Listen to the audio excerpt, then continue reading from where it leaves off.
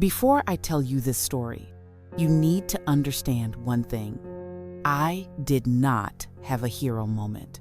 I wasn't rich, I wasn't brave, and I definitely wasn't ready for what was about to happen. I was a broke street vendor in Phoenix with one bottle of water left, the bottle I was saving so I wouldn't pass out in the heat. And when a biker collapsed in front of my cart, I had 5 seconds to choose: drink it or save a stranger who might already be dying. I chose the stranger. And that tiny choice, that single bottle, triggered a chain reaction that flipped my entire life, my business, and even my daughter's future upside down. I need you to understand something right now, before this story goes any further. That bottle of water wasn't just my last one to sell. It was my last one, period. The one I'd been saving to drink myself when the heat got so bad I couldn't think straight anymore. The one that meant the difference between making it through the rest of the day or packing up early and losing the dinner rush. But I'm getting ahead of myself. Let me back up. It was July 17th, 2019. I remember the exact date because it was 3 days before my daughter Sophia's hospital appointment, the one we'd been waiting 4 months to get. The specialist. The one that cost $840 just to walk through the door, and that was before any tests or treatments. I had $640 saved up in an envelope taped under my cart, $200 short. $200 that might as well have been $2 million. My cart, I called her Esperanza, which means hope in Spanish. She wasn't much to look at. Rust spots on the corners, one wheel that squeaked like a dying mouse. A faded umbrella that had seen better days about 5 years ago. But she was mine. Paid for with money I'd saved working 3 jobs after my husband Carlos died in that construction accident back in 2016. I sold tacos, burritos, elote, and on good days, fresh agua fresca. Nothing fancy, nothing that would win awards. Just honest food made with the recipes my abuela taught me before she passed. The kind of food that tastes like love and memories and everything good about home. That particular Tuesday started bad and got worse. My supplier, this guy named Rodrigo, who usually cut me decent deals, he told me that morning his prices were going up. 15%, effective immediately. I did the math in my head while standing in his warehouse, and my stomach dropped. 15% meant I'd be working just to break even. Maybe not even that. "I'm sorry, Maria," he'd said, not meeting my eyes. "It's not personal. It's just business." Just business. Like those words ever made anyone feel better about getting screwed over. So I bought less, stretching every dollar until it screamed. I bought enough meat for maybe 30 tacos instead of my usual 50. Enough tortillas to last the day if I was lucky, and customers didn't come too heavy, and water. I bought a case of water bottles, the cheap kind that taste vaguely like plastic, because in Phoenix in July, you need water or you're literally gambling with your life. By 2 p.m., I'd sold 23 tacos. Not bad, but not good either. I needed to sell at least 40 to make my daily goal. The goal that would get me to $840 by Friday. The goal that meant Sophia would get to see that specialist and maybe, just maybe, we'd figure out why she kept getting those terrible headaches that made her cry and vomit and miss school. The headaches started 6 months after Carlos died. The doctors at the free clinic said it was probably stress, grief. They gave her Tylenol and told us to come back if it got worse. It got worse. Way worse. But by then, we didn't have Carlos's insurance anymore. We didn't have anything except each other and Esperanza, and the hope that if I worked hard enough, long enough, I could save my daughter the way I couldn't save my husband. I'd sold all but 1 bottle of water by 3 p.m. Mine, the one I'd been sipping from since noon, trying to make it last. My mouth felt like I'd been chewing cotton, and my head was starting to pound in that way that meant dehydration was coming for me. But I looked at that bottle and thought, just a few more hours. Just make it to 6 p.m. Then you can drink the rest and pack up and go home. The street was quieter than usual. Most people with sense were inside somewhere with air conditioning. The few folks who did walk by weren't hungry enough to stop. I'd gotten used to the rejection the way people's eyes would slide past me and my cart like we were invisible, like we were part of the scenery, just another struggling vendor in a city full of them. But then I heard it, the sound that changed everything. Motorcycles, a lot of them. The rumble started distant, like thunder on the horizon, and then got louder, louder, until it felt like the whole street was vibrating with it. I looked up and saw them coming down Van Buren like a parade of chrome and leather and attitude. Bikers, had to be 30 or 40 of them at least, riding in a pack, their engines roaring in a way that made my chest vibrate. They were all wearing leather vests, what I later learned were called cuts with patches on the back. I couldn't read what they said from my angle, but I could tell they were part of a club, brotherhood, whatever you call it. Most of them roared right past me, didn't even glance my way. But then, one of them, a bike at the back of the pack, started weaving, swerving. The rider was a big guy, had to be 6'2", 6'3", broad shoulders, the kind of guy who looked like he could bench press my entire cart without breaking a sweat. And he was falling. I watched it happen in slow motion, the way your brain sometimes does when something terrible is unfolding. The bike tilted too far to the right. The rider tried to compensate but overcorrected. The motorcycle went down on its side with a horrible scraping sound of metal on asphalt, and the rider tumbled off, rolling twice before coming to a stop maybe 15 feet from my cart. The rest of the pack didn't notice. They kept going, their engines drowning out everything else, disappearing down the street in a cloud of exhaust and noise. And this guy, this stranger, was just lying there on the scorching pavement. For maybe 3 seconds, I stood frozen. Part of me was thinking about all the times my mother warned me about getting involved in other people's business, about how you never know what you're walking into. Part of me was thinking about Sophia and that appointment, and how I couldn't afford to get mixed up in anything that might put me behind schedule. But a bigger part, the part that sounded like my abuela's voice, was already moving, already running toward him. "Sir? Sir, can you hear me?" He was face down, and I could see the side of his face pressed against the pavement. His skin was red, like really red, and covered in sweat. His breathing was shallow and fast. When I got closer, I could see he was probably in his early 50s, gray streaking through his dark beard, tattoos covering both arms. I knelt down beside him, my knees hitting the hot asphalt, and gently turned his face toward me. His eyes were half open but unfocused, confusion and pain mixed together in his expression. "Sir, stay with me. Can you tell me your name?" He mumbled something I couldn't understand. His lips were cracked and bleeding. That's when I realized this wasn't a crash injury. Not entirely. This was heat exhaustion, maybe heat stroke. I'd seen it before, working outside all day, every day. I'd felt it before, more times than I wanted to admit. Someone was shouting behind me. I turned and saw a woman standing in the doorway of the laundromat across the street. "You want me to call 911? "Yes, please," I shouted back. But even as I said it, I was thinking about what happens when 911 shows up for a guy like this. The questions, the delays, the bill that would come later because in America, even dying isn't free. And in heat like this, later might be too late. I ran back to my cart. Well, ran is generous, more like stumbled jogged in the heat, and grabbed my last bottle of water, the one I'd been rationing, the one I needed. My hands were shaking as I unscrewed the cap. When I got back to him, his eyes had closed completely. Panic shot through me like electricity. "No, no, no, stay with me." I lifted his head slightly, cradling it, and brought the bottle to his lips. "Come on, you need to drink. Please drink."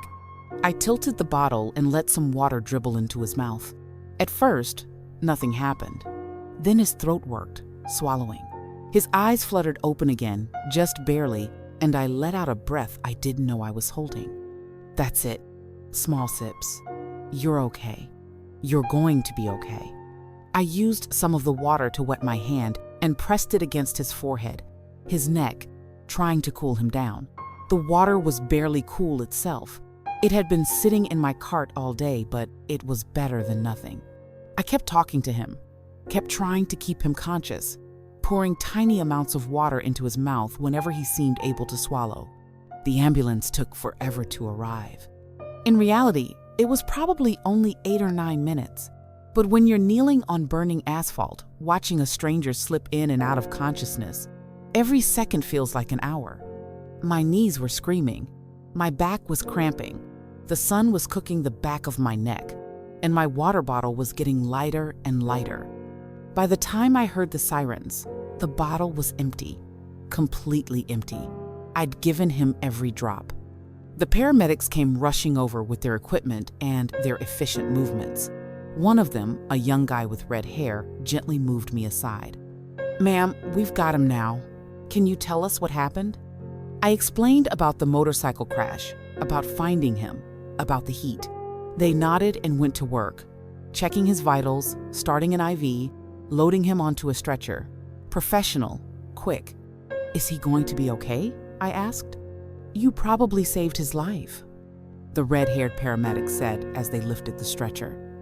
Severe heat exhaustion. Another 10-15 minutes in this heat, it could have been bad, real bad.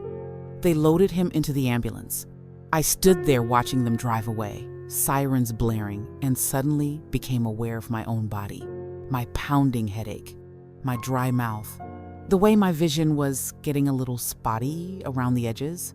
I stumbled back to my cart and collapsed onto my little folding chair.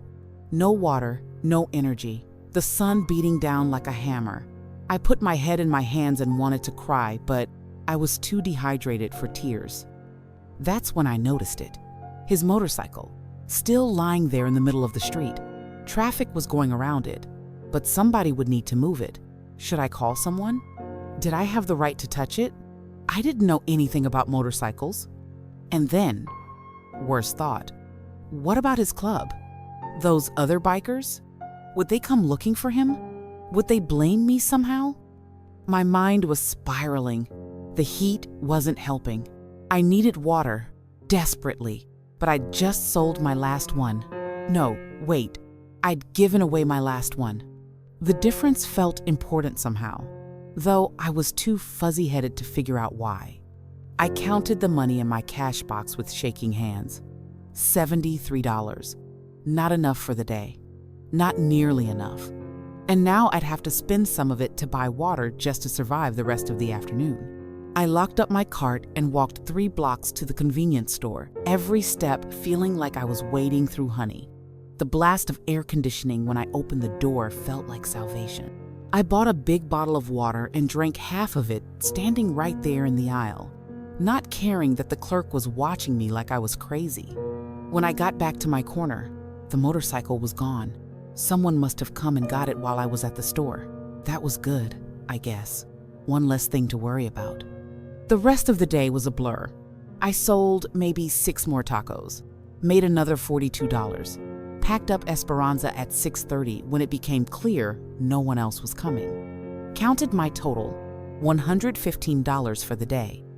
I needed $200 minimum every day, without fail. That was the math. That was survival. I'd given away my water and fallen short. The logical part of my brain knew it was the right thing to do. You don't let someone die in the street because you're thirsty. But the scared part, the part that thought about Sophia and that specialist appointment and all the bills stacking up, that part was screaming that I couldn't afford kindness. That kindness was a luxury for people with full bank accounts and health insurance and safety nets.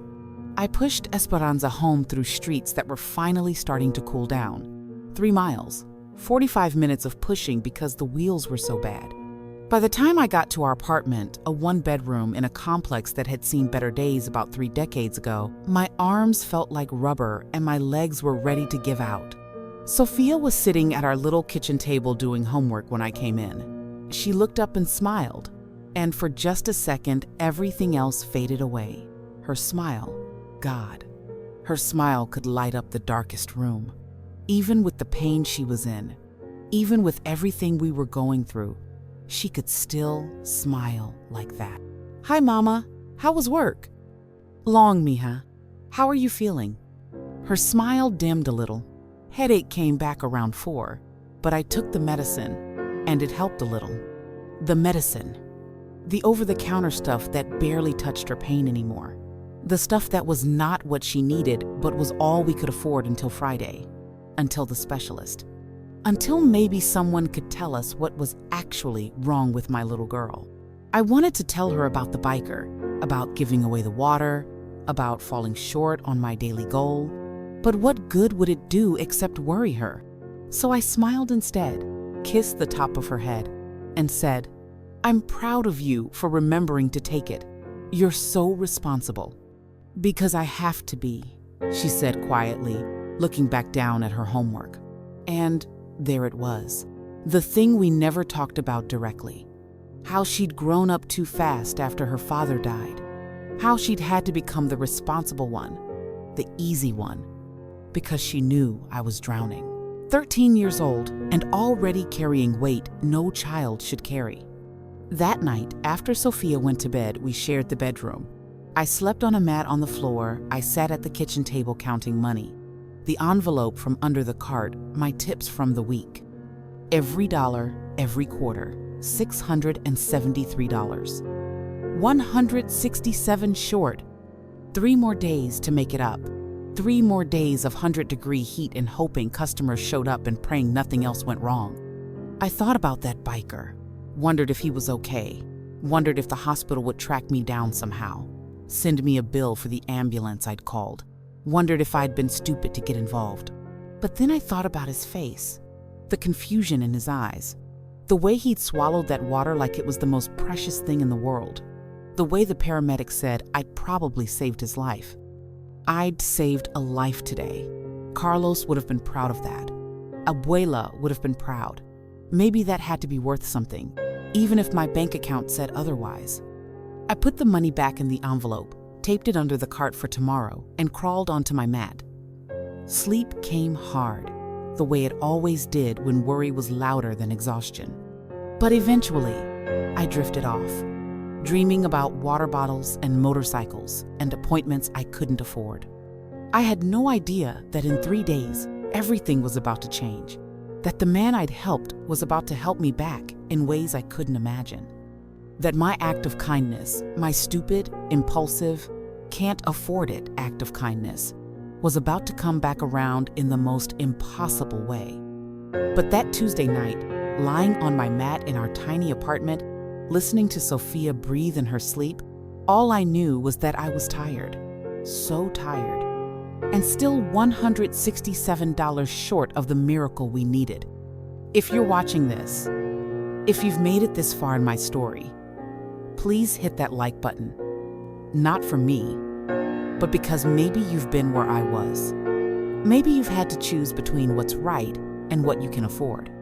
Maybe you understand what it's like to love someone so much that you'd give your last anything to save a stranger, just because it's who you are.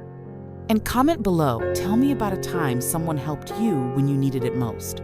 Because what happened next, what those bikers did, I need you to believe it's real. I need you to believe that kindness still exists in this world.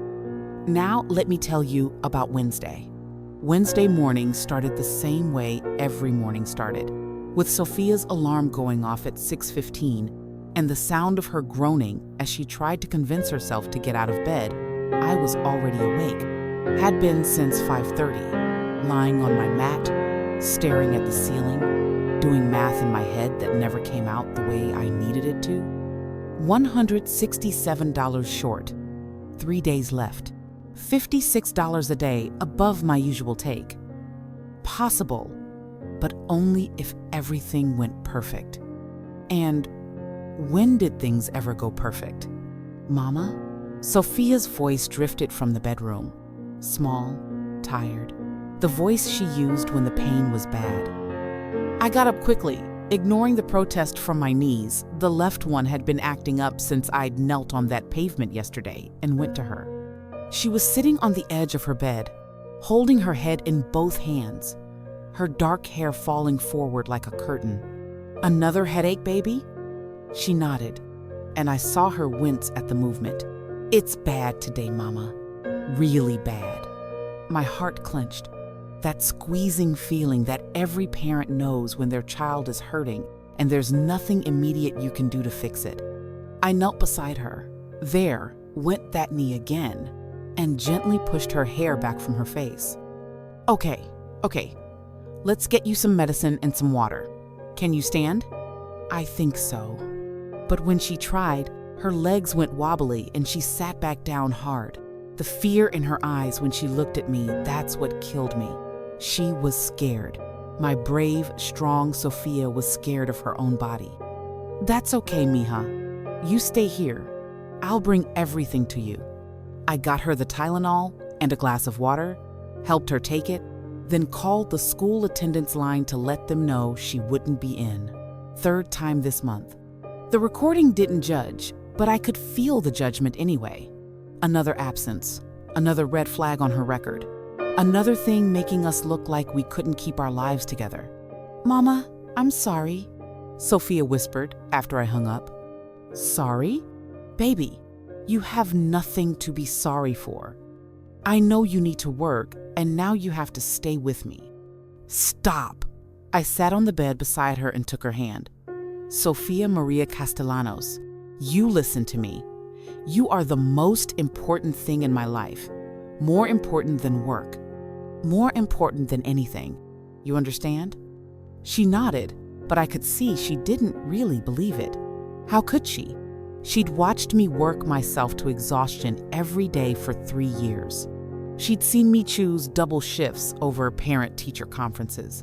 She'd learned to be invisible, to need nothing, because needing things cost money we didn't have. "2 more days until your appointment," I said, squeezing her hand. "2 more days, and we're going to figure this out. I promise." Promises I wasn't sure I could keep. But what else could I do? I got her settled with a damp cloth on her forehead and the TV on low, one of those morning shows she liked, where they cooked food and talked about nothing important. Then I called my neighbor, Mrs. Chen, who'd helped me before when Sophia was sick. Mrs. Chen was 72, barely spoke English, and had a heart bigger than the whole state of Arizona. She came over within 10 minutes, took one look at Sophia, and started making this ginger tea thing that she swore helped with headaches. I didn't know if it actually did anything, but Sophia liked Mrs. Chen, and sometimes feeling cared for is its own kind of medicine. "You go work," Mrs. Chen said, shooing me toward the door. I stay. I watch her. "Mrs. Chen, I can't pay you until..." She waved her hand like she was swatting a fly. "No pay. We are neighbors. We help. You go." This is what I mean about kindness. Mrs. Chen had her own struggles, a fixed income, arthritis that made her hands shake, a son in California who never called, but she helped anyway. Because that's what people do.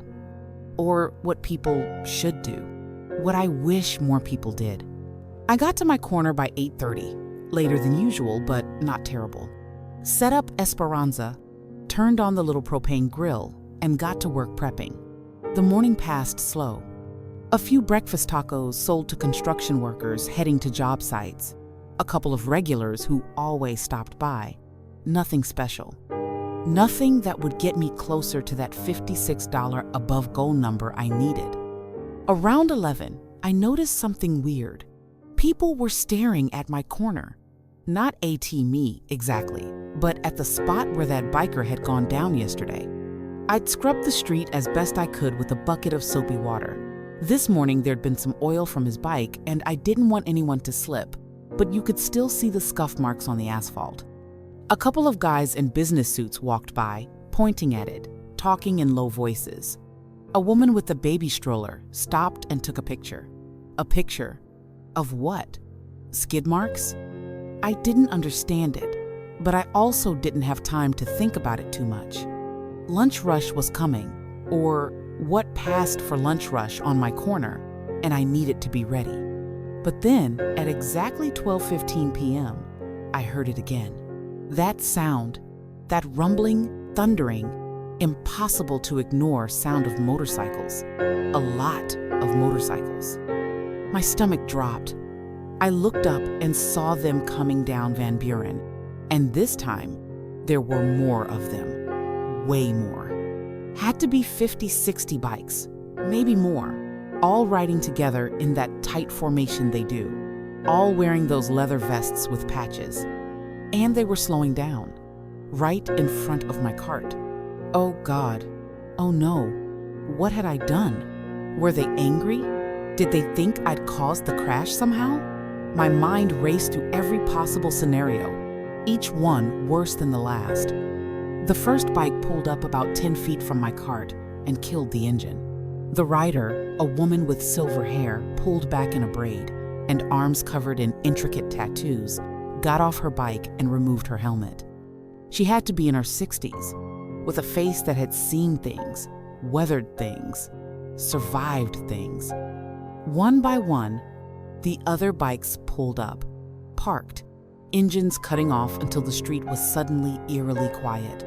Riders getting off, removing helmets, and all of them were looking at me. I realized I was gripping my spatula like a weapon. My heart was hammering so hard, I could feel it in my throat. There had to be 80 of them now, maybe more, filling the street, filling the sidewalk. A sea of leather and denim and chrome and danger. The silver-haired woman walked toward my cart. I stood frozen. She stopped right in front of me, and for a long moment, we just looked at each other. Her eyes were gray, sharp, assessing. Then her face softened, and she smiled. "You're Maria?" My voice came out as a croak. "Yes. I'm Dorothy. Most people call me Dot. I'm the president of the Desert Riders MC." She gestured at the crowd behind her. "This is my club, my family." I nodded, not trusting myself to speak. "The man you helped yesterday, big guy, gray beard, probably looked half dead when you found him? Is he okay?" Her smile got wider. "He's at Phoenix General. Heat exhaustion, some dehydration, bruised ribs from the fall. But he's alive. Doctors said if he'd been in that heat another 15, 20 minutes, we'd be having a very different conversation right now." She paused, and her eyes got a little shiny. "You saved my brother's life. I gave him water. Anyone would have." "But they didn't," she interrupted, her voice sharp now. 20, 30 cars passed him before you stopped. People crossed to the other side of the street. Everyone had somewhere to be, something more important to do. Everyone except you." I didn't know what to say to that. It felt strange, being praised for something that felt so basic, so human. How could you not help someone who was dying? "What's your name?" I asked. "The man I helped." "What's his name?" "Marcus. Marcus Webb. He's been with our club for 23 years. He's a father, a grandfather, a good man who made a stupid mistake riding in that heat without enough water." She looked down at her boots, then back up at me. "He's my little brother, not by blood, but by choice, by loyalty, and you saved him." The weight of what she was saying started to sink in. I'd saved someone's brother, someone's father, someone's friend, a person with a whole life, a whole history, people who loved him. He wasn't just some biker. He was Marcus. "I'm glad he's okay," I said quietly. "Really, I was worried." Dot nodded, then turned to the crowd behind her. "You hear that, family? She was worried about him." She turned back to me. "Marcus is pretty worried about you too, actually. He woke up this morning and the first thing he asked was, 'Did anyone thank that woman? Did anyone find out her name?' He was upset that he didn't get to thank you himself. Made us promise we'd find you and, well, We're here. You don't need to thank me, honestly. I'm just happy he's... Maria. She said my name like a period at the end of a sentence. Final. Let me finish. Please. I nodded. Marcus told us what happened. How you gave him water. How you stayed with him until the ambulance came. How you probably used your water, the water you needed, to save his life. She pulled out her phone, tapped something, then turned it toward me. Is this your cart, Esperanza? On her screen was a photo. My cart. She'd done research. Found me. My hands started shaking. We did some asking around, Dot continued. Talked to people in the neighborhood. The lady at the laundromat. The guy who runs the convenience store down the street. People know you, Maria. They told us about how you've been here for 3 years. Every day, rain or shine. How you're always kind. How you gave someone your food once when they didn't have money. How you helped a lady change her flat tire last winter even though you didn't know her. I felt my face getting hot. I didn't think anyone noticed those things. I didn't do them to be noticed. So here's what's going to happen, Dot said, and her voice got firm. Official. First, we're all buying lunch. Every single one of us.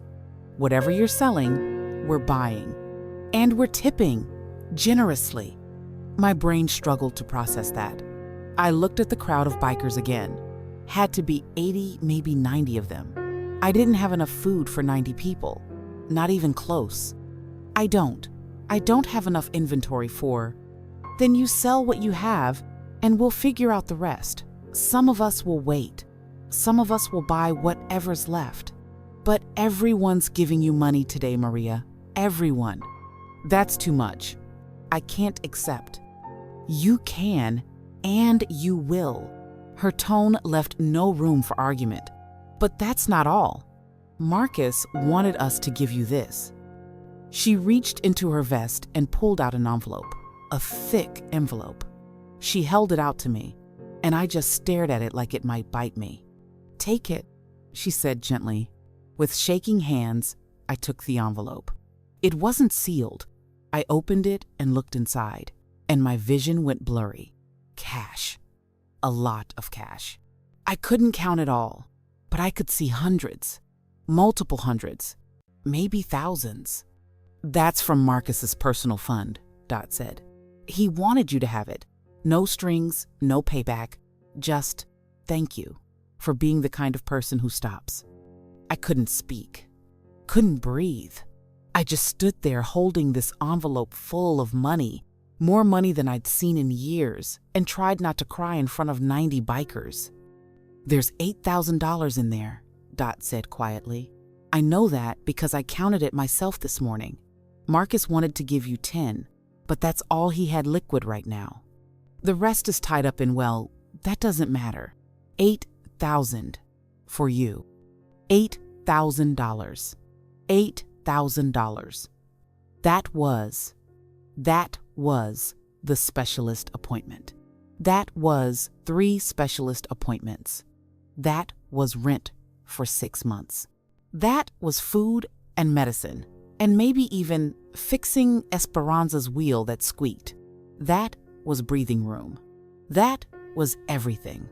I can't, I whispered, trying to push the envelope back at her. This is too much. Way too much. I just gave him water. That's all. Just water. You gave him life, Dot said, pushing the envelope back toward me. And $8,000 doesn't even come close to balancing that scale. But it's what we have today. So please take it. For Marcus. For your daughter. I froze. How do you know about my daughter? The convenience store clerk mentioned you have a daughter who's sick. That you've been worried. That you work yourself to death every day trying to save up for something. She stepped closer, lowering her voice. I have kids too, Maria. 3 of them. I know what it's like to worry. To not have enough. To feel like you're drowning and everyone around you is breathing just fine. A tear escaped down my cheek before I could stop it. Then another. And then I was crying, really crying, standing behind my cart, in front of 90 bikers, clutching an envelope with $8,000 in it, and I couldn't stop. Dot came around the cart and pulled me into a hug. This strong, fierce woman who probably terrified most people wrapped her arms around me and let me cry into her leather vest. And she didn't rush me, didn't tell me to pull myself together, just held me and said, "It's okay. Let it out. You're okay." When I finally pulled back, embarrassed and overwhelmed, I saw that some of the other bikers had tears in their eyes too. Big, tough-looking people with tattoos and scars and hard faces, and they were crying. For me, for Marcus, for whatever this moment was. "Now," Dot said, wiping her own eyes and laughing a little, "let's talk about lunch. What do you have?" I looked at my cart, my pitiful, limited supply.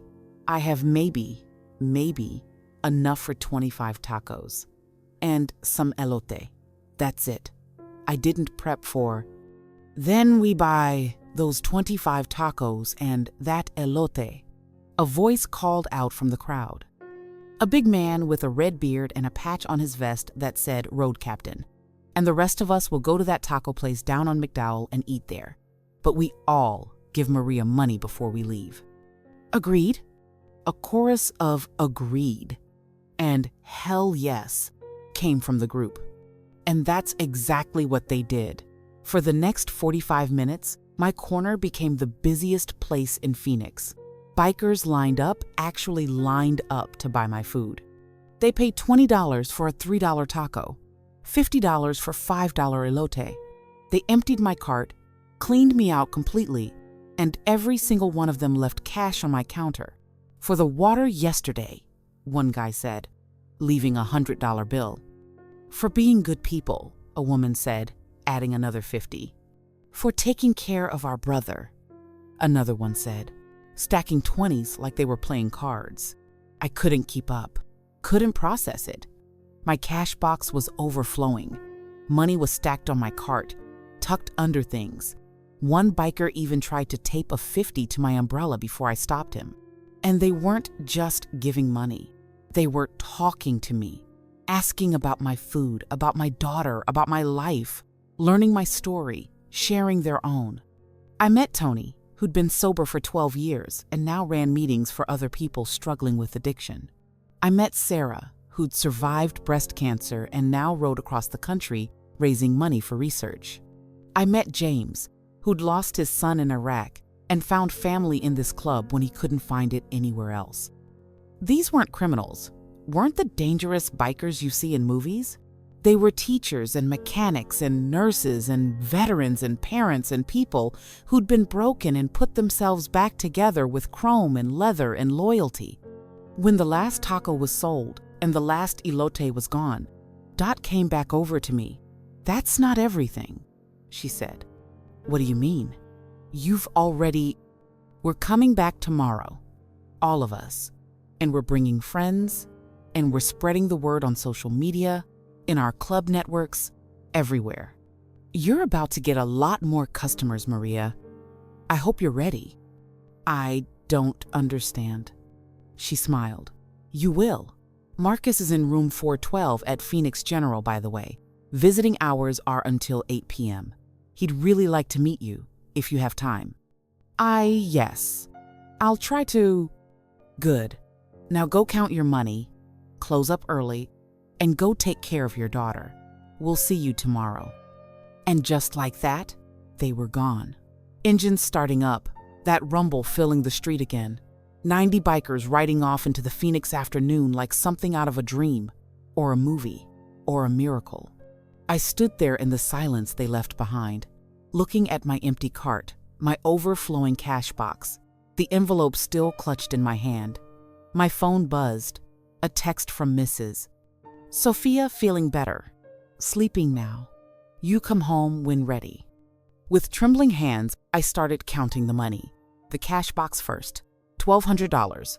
$1,200 from maybe 25 tacos and some elote. Then the money stacked on my cart.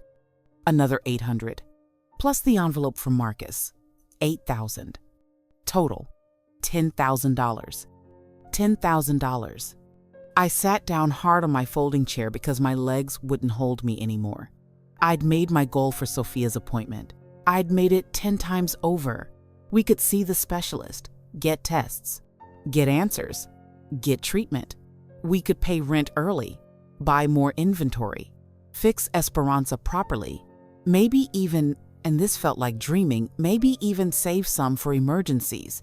I thought about that water bottle yesterday, my last one, the one I needed, the one I gave away because it was the right thing to do, even though it cost me, even though I couldn't afford it. And somehow, impossibly, that water bottle had turned into $10,000. But it wasn't about the money. Not really. It was about being seen, about having 90 strangers show up and say, what you did mattered.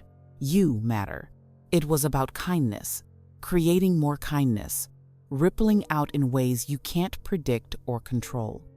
I packed up Esperanza in a daze, hardly believing any of this was real. Pushed her home with that squeaky wheel that suddenly didn't seem so annoying anymore. When I walked into our apartment, Sophia was awake, sitting at the table with Mrs. Chen, both of them doing a puzzle together. "Mama!" Sophia looked up, and her smile nearly broke me. "Mrs. Chen says you're home early. Is everything okay?"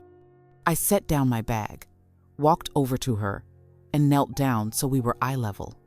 "Baby, everything is more than okay. We're going to see that specialist. We're going to figure out what's wrong. We're going to fix this." Her eyes went wide. "Really? You have enough money?" "I have enough money. I have more than enough money." "How? What happened?" How could I explain it? How could I make her understand that sometimes the world surprises you? That sometimes strangers become angels?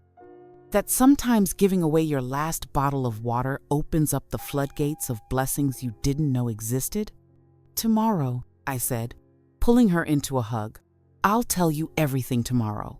Right now, I just want to hold you and know that you're going to be okay." She hugged me back, tight, and whispered, "I love you, Mama." "I love you too, Mija. So much, you have no idea." That night, after Sophia went to bed and Mrs. Chen went home, I sat at the kitchen table with that envelope of cash and cried. But this time, they weren't tears of stress or fear or exhaustion. They were tears of relief, of gratitude, of hope. I thought about Marcus in his hospital bed, asking if anyone had thanked me. I thought about Dot in her club, taking time out of their day to find me, to bless me, to see me. I thought about tomorrow, when they said they'd be back, with more people, more customers, more of this impossible kindness. And I thought about that moment on the pavement, kneeling beside a stranger, giving him water I couldn't spare, because how could I not? How could anyone not? If you're still watching this, please hit that subscribe button, because this story isn't over. Not even close. What happened next? What they did next? It's going to blow your mind. It blew mine. And I lived it. But before I tell you about Thursday, I need to tell you something important. Mrs. Chen knocked on my door around 10 p.m. that night. I opened it, surprised to see her still awake. "Cannot sleep," she said, coming inside. "Thinking about Sophia. Thinking about you." She sat down at my table, folding her hands in that proper way she had. "You are good mother, good person. Today, good things happen to good person. Is right. Is how world should work." "Mrs. Chen, I don't know how to..." She held up her hand. "No thank you needed. Just promise me something. Anything. When Sophia is better, when things are good, you remember today. You remember that stranger you help, and you keep helping. Because world needs more people like you. People who stop, people who see other people." I promised her I would, and I meant it. What I didn't know, what I couldn't know, was that Thursday was going to test that promise in ways I never imagined. Because when those bikers came back, they didn't just bring customers. They brought something else, something bigger, something that would change my life in ways that terrified me and thrilled me and made me question everything I thought I knew about accepting help. I barely slept Wednesday night. Every time I closed my eyes, I saw that envelope of money, felt the weight of it, wondered if maybe I'd imagined the whole thing. Around 3 a.m., I actually got up and counted it again, just to make sure it was real. $8,000 from Marcus, $2,500 from the club. Still there, still real, still impossible. Sophia's appointment was scheduled for Friday at 9 a.m. I had the money. We were going to make it. For the first time in months, I could breathe without that constant weight on my chest. But I couldn't stop thinking about what Dot had said. We're coming back tomorrow, all of us, and we're bringing friends. What did that mean? How many friends?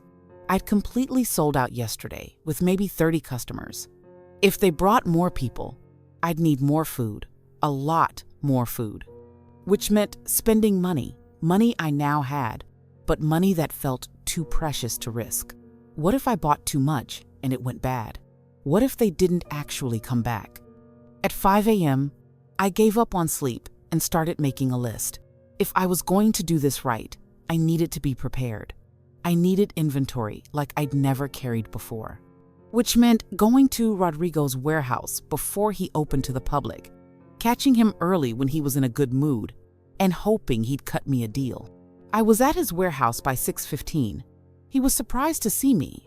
I usually came in the afternoons, but he unlocked the door and let me in. "Maria, everything okay?"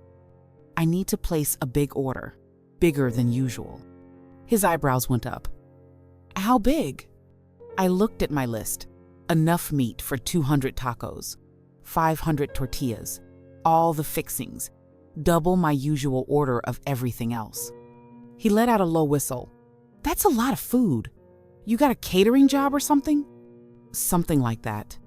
He studied me for a long moment, and I could see him doing calculations in his head. Finally, he said, "That's going to run you about $800, maybe more." My stomach clenched. $800. A week ago, that would have been impossible. Devastating. But today I had it. I had it 10 times over. "Okay," I said. "But Rodrigo, I need you to do me a favor." "What kind of favor?" "I need you to give me the old price. The price before the increase. Just for today. Please." He shook his head slowly. "Maria, I told you I can't.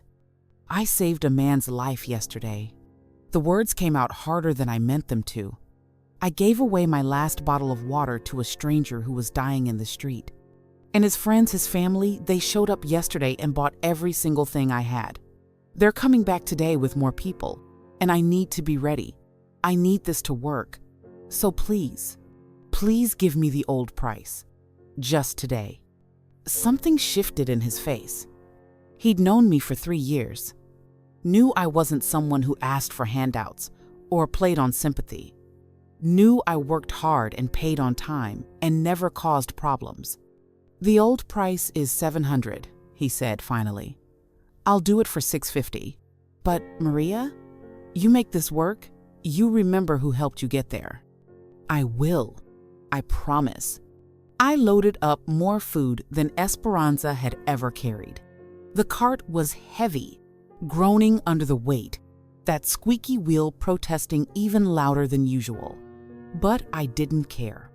I pushed her through the early morning streets, while Phoenix was still waking up, while the air was still bearable, before the heat turned everything into a furnace. By 7:30, I was set up on my corner. By 8, I had everything prepped and ready. And by 8:15, I saw the first motorcycle turn onto Van Buren. Then another, and another, and another. They came in waves, the desert riders from yesterday, but also other clubs, different patches, different colors. I saw vests that said Iron Phoenix MC and Copper State Riders and Valley Veterans MC, and names I couldn't even read from a distance. They came alone and in pairs and in packs of 10. And behind them came cars, trucks, people on foot. Regular people, not bikers, who'd apparently heard something on social media or from a friend or from somewhere about the taco lady who'd saved a biker's life. By 9 a.m., there was a line, an actual line of people waiting to buy food from my cart, a line that stretched down the block and around the corner. People I'd never seen before, standing in the Phoenix heat, waiting to give me their money.